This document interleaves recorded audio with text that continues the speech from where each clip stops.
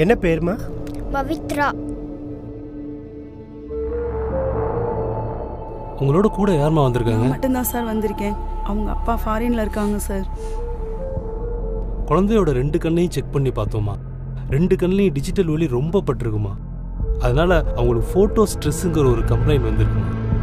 Photo ஸ்ட்ரெஸ்னா உங்களுக்கு தெரியாது, ஆனால் பாதிப்பு அதிகமாக இருக்கு. ரெட்டினா 2 டேமேஜ் ஆகிருக்கு. இது ஒரு லைட்டை இப்படியே பார்த்துக்கிட்டு இருந்தா என்ன ஆகுமா? கண்ணு பார்வை ரொம்ப குறைஞ்சு போச்சுமா. என்ன சார் என்னென்னமோ சொல்றீங்க சார்? எப்படியாவது பொண்ணோட பார்வை கொண்டு வந்துருங்க சார்.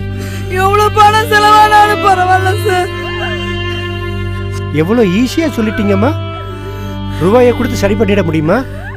இது மிஷினா ஸ்பேர் பார்ட்ஸ் மாத்தி சரி பண்றதுக்கு? இந்த கேஸ் நிறைய இருக்கு.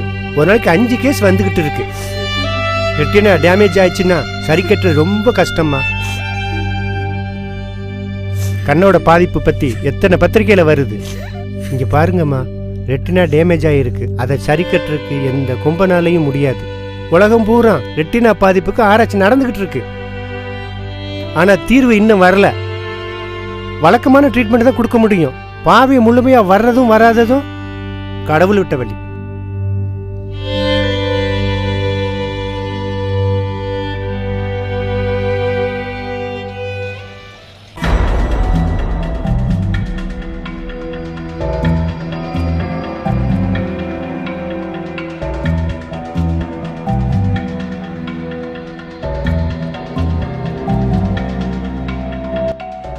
ஸ்மார்ட் போன்கள் குழந்தைகளின் பார்வையிலிருந்து இந்த மண்ணில் புதைக்கப்பட வேண்டும். புதைக்கப்பட்ட இடத்தில் விதையாக விளையாட்டுகள் முளைக்கப்பட வேண்டும்.